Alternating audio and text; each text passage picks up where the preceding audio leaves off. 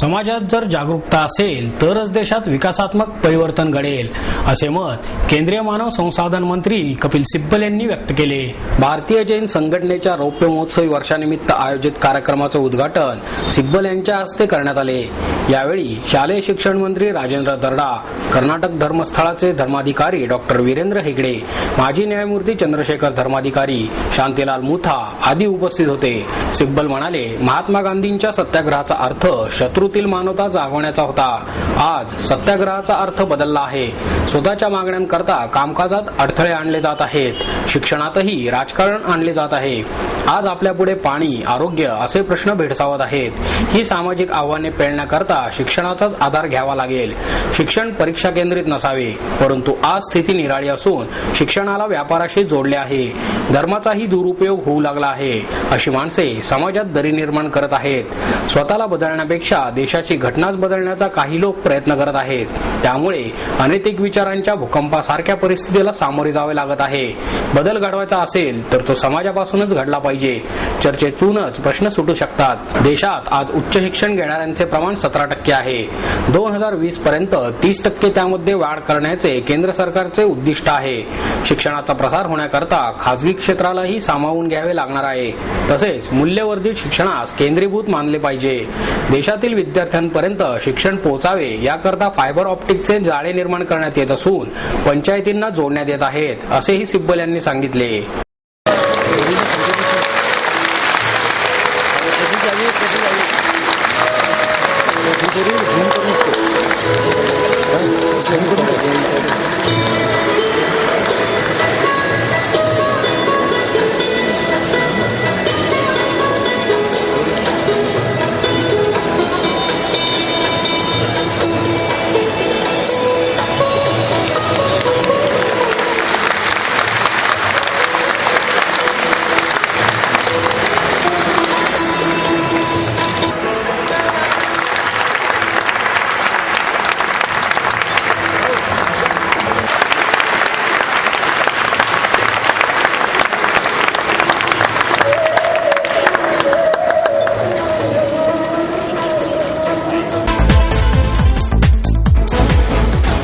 गीत रामायणात वाङ्मयाचे सर्व गुण असल्याने गीत रामायण हे चिरंतन राहील, असा विश्वास विद्यावाचस्पती डॉक्टर शंकर अभ्यंकर यांनी व्यक्त केला. उत्कर्ष प्रकाशनच्या वतीने आनंद माडगुळकर लिखित गीत रामायणाचे रामायण या पुस्तकाचे प्रकाशन डॉक्टर अभ्यंकर यांच्या हस्ते झाले. ज्येष्ठ शिक्षण तज्ञ डॉक्टर न. जोशी, साहित्य परिषदेचे प्रमुख कार्यवाह डॉक्टर मिलिंद जोशी, उत्कर्षचे सुवा जोशी यावेळी उपस्थित होते. डॉक्टर अभ्यंकर म्हणाले, साहित्य हे माणसाला अस्वस्थ करते, वाङ्मय माणसाला स्वस्थता देते. साहित्य हे 1-2 पिढ्यापर्यंत टिकते, तर वाङ्मय हे चिरंतन टिकणारे असते. साहित्य हे पुरस्कारांसाठी, तर वाङ्मय हे लोककल्याणासाठी लिहिले जाते. गीत रामायणात वाङ्मयाचे सर्व गुण आहेत, म्हणूनच गीत रामायण हे चिरंतन राहील. वाल्मिकी रामायणानंतर भारतात अनेक भाषांमध्ये विविध प्रकारे रामायणाचे लेखन झाले. यातील एकही वाल्मिकी रामायणाच्या जवळ जात नाही. गदिमांचे गीत रामायण मात्र मूळ रामायणाच्या जवळ जाणारे आहे. यातूनच गदिमांची अभ्यासू वृत्ती स्पष्ट होते. गीत रामायणाच्या माध्यमातून गदिमांनी मराठी वाङ्मयाचे अंतरंग समृद्ध केले आहे, असेही डॉक्टर अभ्यंकर यांनी स्पष्ट केले. साहित्य निर्मितीसाठी आवश्यक अशा वेदना, विरोध, विसंगती आणि विद्रोह या गोष्टी गीत रामायणात आढळतात. शिक्षणशास्त्र, व्याकरण, व्यवहारशास्त्र, समाजकारण याचेही दर्शन गीत रामायणातून घडते. गदिमांच्या गीत रामायणाप्रमाणेच आनंद माडगुळांचे हे पुस्तक वडिलांचे चरित्र सांगणारे आहे, असे डॉक्टर न. जोशी यांनी सांगितले. गदिमा हे महाराष्ट्राचा श्वास, तर गीत रामायण म्हणजे महाराष्ट्राचा प्राण आहे. गीत रामायणाच्या निर्मिती कथेसोबतच गदिमांचे प्रतिभावंत आणि एक माणूस म्हणून दर्शन या पुस्तकातून घडते, असे डॉक्टर मिलिंद जोशी यांनी सांगितले. गदिमांच्या गीत रामायणाची निर्मिती कथा सर्वांसमोर यावी यासाठी हे पुस्तक लिहिले आहे. गीत रामायणाचा जेवढा अधिक अभ्यास होईल तितक्या वेगळ्या छटा त्यातून समोर येतील, असे आनंद माडगुळकर यांनी सांगितले. रामायण पहिल्यांदा घडलं, नंतर वाल्मिकीने ते ग्रथित केलं आणि उत्तरकांड स्वतः पाहून नंतर लिहिलं. हा इतिहास आहे. पूजयश्च पठश्चैनम इतिहासम पुरातनम, असा हा इतिहास असल्याचा स्पष्ट उल्लेख महर्षी वाल्मिकीने वाल्मिकी रामायणामध्ये केलेला आहे. तेव्हा रामायण हा आपला भारतवर्षाचा पराकोटीचा उज्ज्वल इतिहास आहे. यात तिळ मात्र सुद्धा शंका नाही.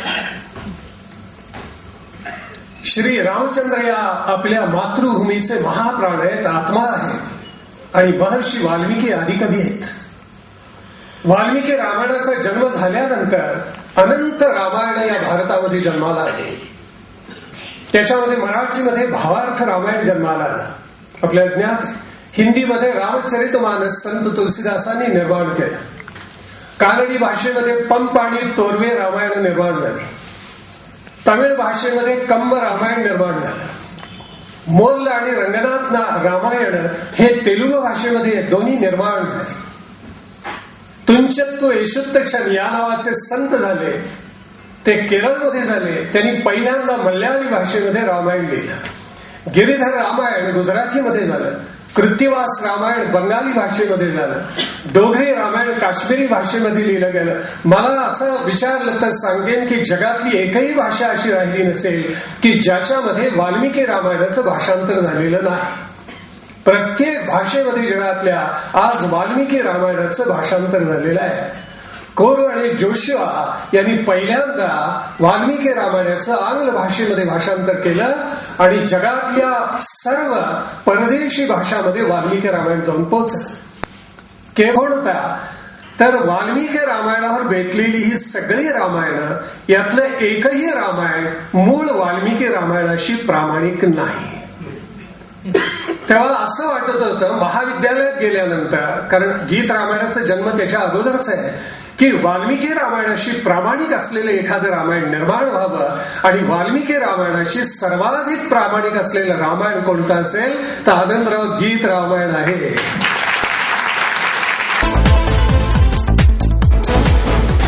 नाल्यांमधील अतिक्रमणांवर कारवाई करण्याच्या मागणीसाठी भाजपच्या वतीने घंटानाद आंदोलन करण्यात आले. महापालिकेचे माजी आयुक्त महेश झगडे यांनी शहरातील नाल्यावरील अतिक्रमणांची यादी तयार केली होती, त्यामुळेच त्यांची बदली करण्यात आली. आता अतिक्रमणांच्या यादीवर प्रशासनाने 1 महिन्यात कारवाई करावी, अन्यथा तीव्र आंदोलन करण्यात येईल, असा इशारा भारतीय जनता पक्षाचे शहराध्यक्ष प्राध्यापक विकास मटकरी यांनी दिला. यावेळी गटनेते अशोक येनपुरे, महिला आघाडी अध्यक्षा मेधा कुलकर्णी, मुक्ता टिळक, वर्षा तापकीर, नगरसेवक श्रीनाथ भीमाले, हेमंत रासने, धनंजय जाधव, प्रवीण चोरबेले आदींसह कार्यकर्ते उपस्थित होते. यावेळी कार्यकर्त्यांनी सत्ताधारी आणि प्रशासनाच्या निषेधाच्या घोषणा दिल्या. त्यानंतर महापालिका आयुक्त महेश पाठक यांना निवेदन दिले. पावसाळा 1 महिन्यांवर आला तरी प्रशासनाकडून नालेसफाईला दिरंगाई होत आहे. नाल्यातील अतिक्रमणांमुळे रस्त्यावर पूर येऊन अनेक सोसायट्यांमध्ये पाणी घुसण्याचे प्रकार दरवर्षी होतात. घंटानाद आंदोलन करून प्रशासनाला कारवाईसाठी जागे करण्याचा प्रयत्न केला आहे, असे येनपुरे यांनी सांगितले. उच्च न्यायालयाच्या निर्णयाचा बाव करून प्रशासन कारवाईला टाळाटाळ करत आहे, असे मेधा कुलकर्णी यांनी सांगितले. शहरातील जलपातळी कमी होत आहे, त्यामुळे भाजप महिला आघाडीच्या वतीने 5000 सोसायट्यांमध्ये रेन वॉटर हार्वेस्टिंगची योजना राबवण्यात येणार आहे. महापालिकेनेही रेन वॉटर हार्वेस्टिंगला प्रोत्साहन देण्यासाठी अनुदान द्यावे, अशी मागणी मेधा कुलकर्णी यांनी यावेळी केली.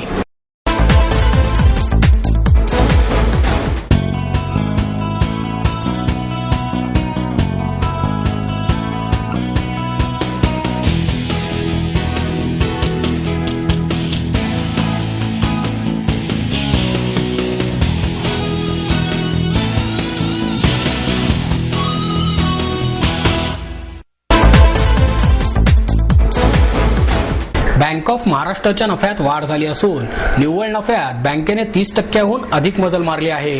बँक ऑफ महाराष्ट्राच्या 2011-12 वर्षातील निव्वळ नफ्यामध्ये 30.40% इतकी वाढ झाली आहे. आर्थिक वर्ष 2010 आणि 11 मधील रुपये 330.39 कोटीवरून मागील वर्षात रुपये 430.83 कोटींवर नफा गेला आहे, अशी माहिती बँकेचे अध्यक्ष नरेंद्र सिंग यांनी दिली. सिंग म्हणाले की बँकेची मागील वर्षाच्या तुलनेत एकूण व्यवसायातही 16.77% इतकी वाढ झाली आहे. थकीत कर्जाची वसुली अभिनव पद्धतीने करताना मागील वर्षाच्या तुलनेत निव्वळ नेट परफॉर्मिंग असेट्स 2.47% कमी करण्यात बँकेला यश मिळाले. ठेवींमध्ये मागील वर्षीच्या तुलनेत 14.49% वाढ झाली. कर्ज वितरणामध्ये मागील वर्षीच्या तुलनेत 19.99% अधिक कर्ज वितरण करण्यात आले आहे. शेती क्षेत्रातील कर्ज वितरणामध्ये 29.81% वाढ झाली आहे. चालू वर्षात शेती क्षेत्रातील अभिनव कर्ज आणि इतर योजना राबवण्यात येणार आहेत. पुण्यात बँकेची मुख्य शाखा असल्यामुळे ग्राहकांकरता सेवा सुधारणे, वाढत्या रांगा कमी करण्यासाठी प्रयत्न होणार आहेत. सन 2011-12 मध्ये बँकेने 53 नव्या शाखा सुरू केल्या आहेत. याशिवाय देशात 1589 शाखा, 502 ATM आणि 102 महाबँक ग्रामसेवा केंद्र सुरू केलेली आहेत. ज्येष्ठ नागरिकांसाठीची मुंबईत स्वतंत्र शाखा सुरू केल्याचेही सिंह यांनी सांगितले. तुकारामांच्या जीवनावर सिनेमा येणे ही माझ्या पिढीची गरजच आहे, असे मत अभिनेता जितेंद्र जोशी यांनी व्यक्त केले. तुकाराम या चित्रपटाच्या संगीताच्या सीडीचे प्रकाशन करण्यात आले.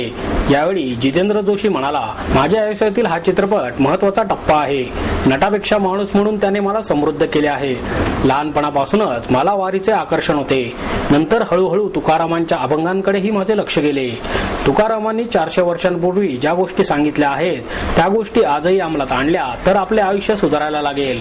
अजित दळवी म्हणाले, तुकाराम माणूसपणाच्या वाटेवर असतानाच संत होतो. तुकारामांच्या आधीच्या जीवनातील काही लिहिलेले नाही. दुष्काळानंतर ते लिहायला लागले. अभंगही त्यानंतरचेच आहेत. संगीतकार अशोक पत्की म्हणाले, वारीतील गाणी, अभंग यांना संगीत देताना दडपण होते, पण गाणी छान झाली आहेत.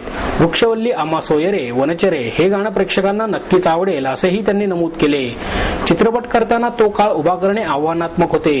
तुका आकाशा एवढा असताना त्याला कवेत घेणे अवघडच आहे. तुकोबांच्या प्रत्येक कृतीतून शिकण्यासारखे आहे. मराठी समृद्ध करणारा तो संत होता, असे दिग्दर्शक चंद्रकांत कुलकर्णी यांनी सांगितले. भारतात आता क्रांतीची वेळ आली असून त्याला प्रेरणा देण्यासाठी व्यंगचित्रकारांनी आपली प्रतिभा वापरावी, असे प्रतिपादन ज्येष्ठ समाजवादी नेते भाई वैद्य यांनी केले. ज्येष्ठ व्यंगचित्रकार प्राध्यापक बापू घावरे यांच्या 65 निमित्त मुळशी पत्रकार संघ आणि जागर प्रतिष्ठानच्या वतीने वैद्य यांच्या हस्ते त्यांचा सत्कार आणि गौरव अंकाचे प्रकाशन करण्यात आले. यावेळी डॉक्टर मिलिंद भोई, मकरंद टिल्लू, डॉक्टर रामचंद्र देखणे उपस्थित होते. वैद्य म्हणाले, इराकच्या नकाशावर उभे असलेले ओबामा आणि तेल विहिरीवर अमेरिकेचा झेंडा या व्यंगचित्राने अरब क्रांतीला प्रेरणा दिली. आता भारतात क्रांतीची वेळ आली आहे. त्याला प्रेरणा देण्यासाठी येथील व्यंगचित्रकारांनी आपली प्रतिभा वापरावी. त्यांच्या कुंचल्याच्या फटकाऱ्याने भारत समर्थ होईल. भ्रष्टाचाराचे प्रमाण पाहिले तर भारत जगात अग्रभागी आहे. त्यामुळे भारताची प्रतिमा मलिन झाली आहे.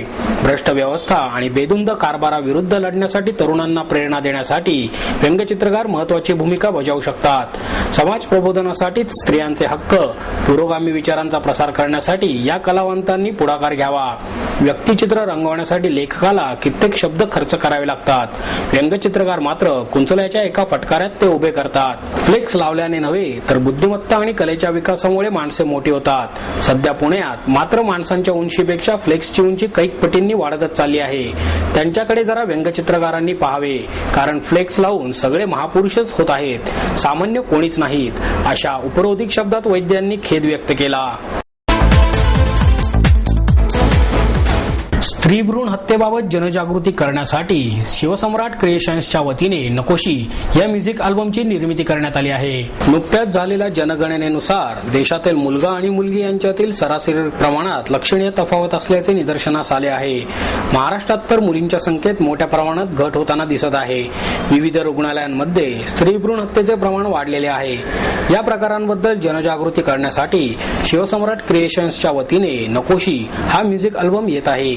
या विषयावरील हा पहिलाच अल्बम असून श्याम निकम यांची निर्मिती असलेल्या या अल्बमसाठी श्याम निकम यांनी गीत रचना केली आहे, तर हर्षित अभिराज यांनी संगीत दिले आहे.